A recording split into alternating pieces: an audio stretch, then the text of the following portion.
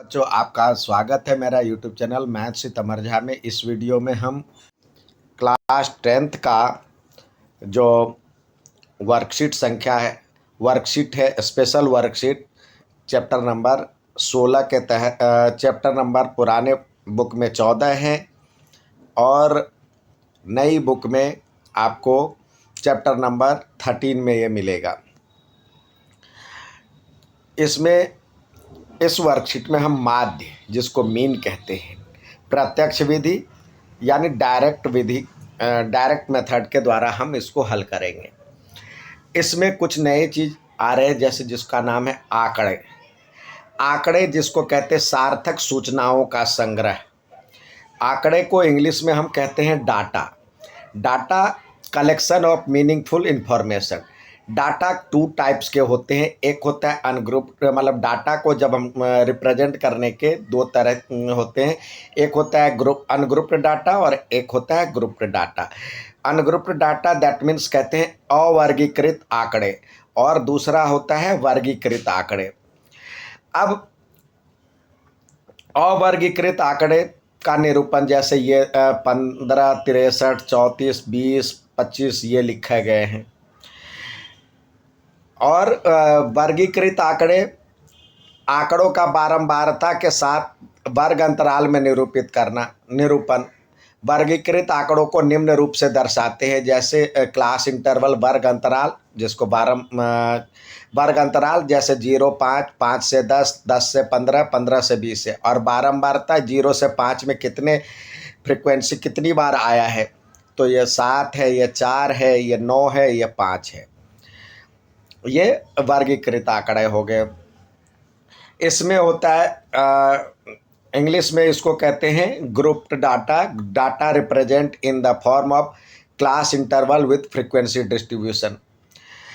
Grouped data जैसे class interval 0 से 5, 5 से 10, 10 से 15, इसमें क्या है 0 से लेके ये कंटिन्यूस सतत बारंबारता है। 0 से लेके 4.99 तक इसमें आएगा। लेकिन 5 जो है 5 इसको कहते हैं निम्न सीमा, और इसको कहते हैं उच्च सीमा, लोअर लिमिट और अपर लिमिट। यानी इंग्लिश में लोअर लिमिट और अपर लिमिट कहते हैं, और हिंदी में निम्न सीमा और उच्च सीमा कहते हैं। इसमें 5 जो है, देखिए 5 यहाँ भी शामिल है और यहाँ भी शामिल है। तो जो ऊपरी सीमा होती है यानी उच्च सीमा होती है, वो इसमें अप्लीकेबल नहीं होता, इसमें नहीं होता, ये अगले वाले में चला जाता है। अब उसके लिए वर्ग चिन्ह, जिसका XI मान कहते हैं, वर्ग चिन्ह यानी जो लोअर लिमिट और अपर लिमिट, निम्न सीमा और उच्च सीमा को जोड़ ले, उच्च सीमा प्लस निम्न सीमा अपॉन में 2, जिसको वर्ग चिन्ह कहते हैं। इसको XI के रूप में लिखते हैं। इंग्लिश में इसको कहते हैं class marks upper limit plus lower limit का सम अपॉन में 2, क्लास मार्क कहते हैं। अब देखिए एग्जाम्पल के तरह से इसमें कह रहा है find the mean of following observation.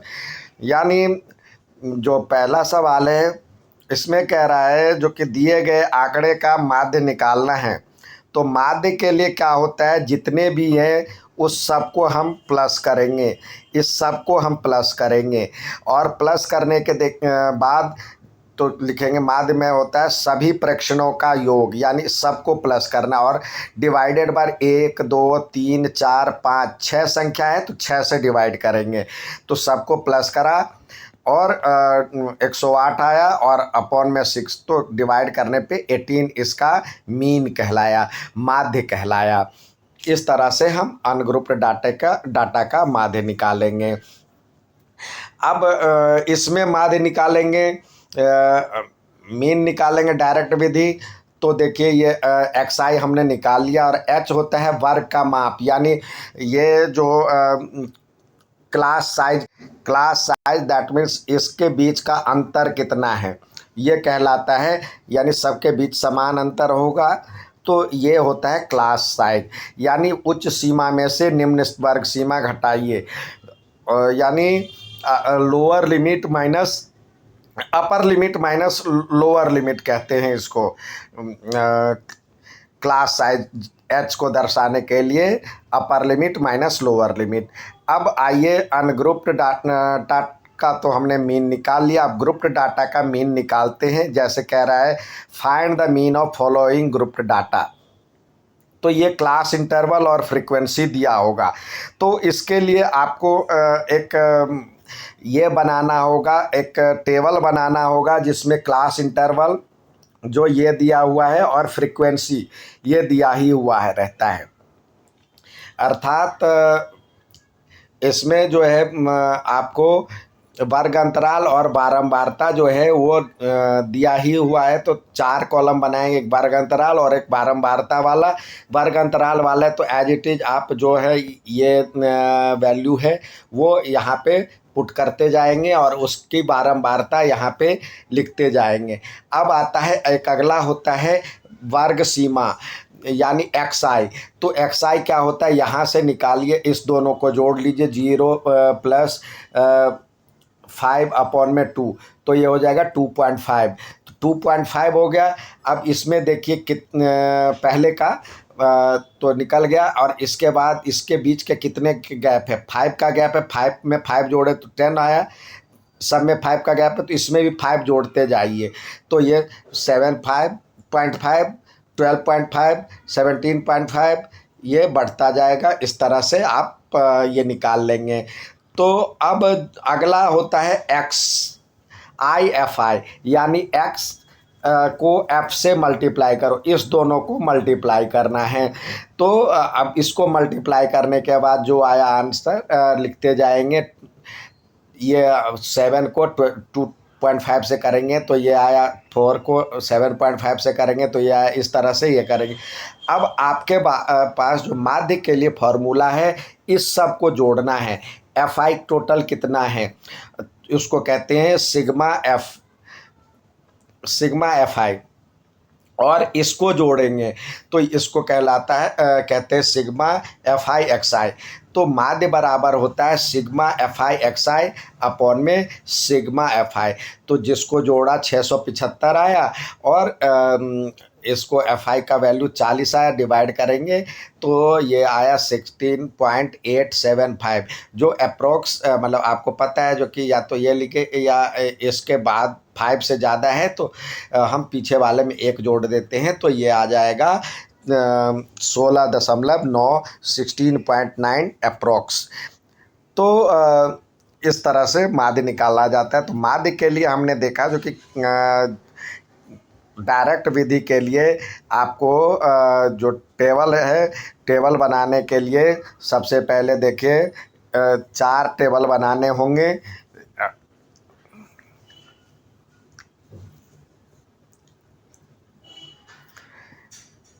इसमें आप क्लास इंटरवल जो दिया ही रहेगा और f जो दिया रहता है, फिर इसका क्लास मार्क्स निकालेंगे, x कहते हैं, और फिर f को x से मल्टीप्लाई करेंगे। तो इस तरह से इसका जोड़ निकालेंगे, सिग्मा FX कहलाता है, FI XI भी लिख सकते हैं, और इसका जोड़ निकालेंगे तो यह सिग्मा FI कहलाता है। तो इस तरह से माध्य बराबर में जो फॉर्मूला होता है जिसको इंग्लिश में मीन कहते हैं, इसका डायरेक्ट मेथड है सिग्मा FX अपॉन में सिग्मा F। अब इसी का क्वेश्चन ऑफ द डे देखें।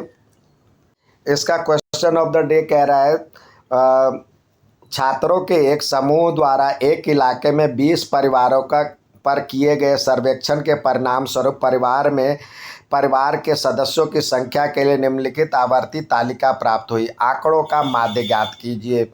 परिवार का साइज दिया हुआ है 20 फैमिली का। तो आपको पता है जो कि आपको एक टेबल बनाना होगा माध्य के लिए।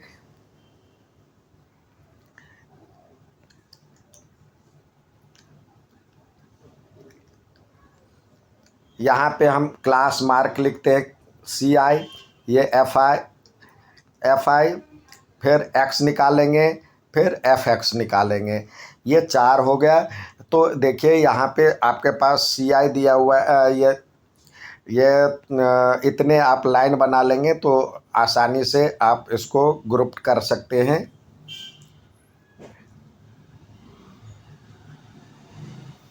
जोड़ना आसान हो जाएगा, देखने में भी अच्छा लगेगा।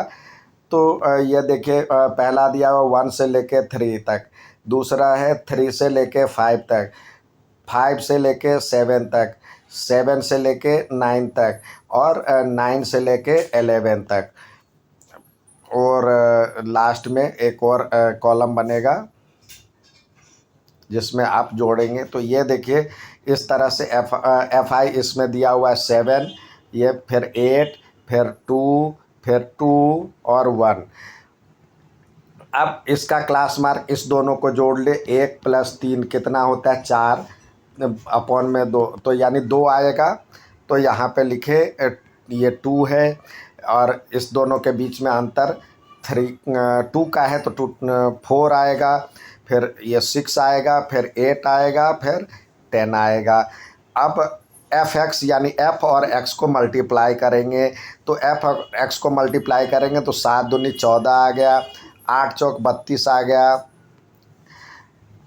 6 दूनी 12 आ गया, 8 दूनी 16 आ गया, और 10 से कम 10 आ गया।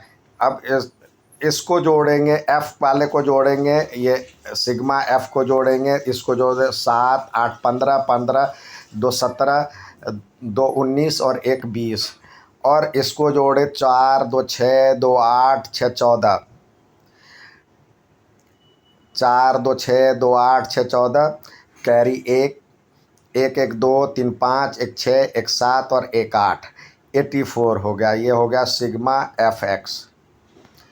तो मीन बराबर में जो जिसको कहते हैं एक्स बार के रूप में भी लिखा जाता है, या माध्य कहते हैं हिंदी में, यह डायरेक्ट विधि है। तो इसमें होता है सिग्मा एफ एक्स, आई लिखने की ज़रूरत नहीं है, और अपॉन में सिग्मा एफ। तो ये हो जाएगा 84/20, जिसको डिवाइड करेंगे 2 से करेंगे तो 42 आ जाएगा और 10 आ जाएगा, तो यानी 4.2 आ जाएगा आंसर। तो 4.2 आ गया आंसर।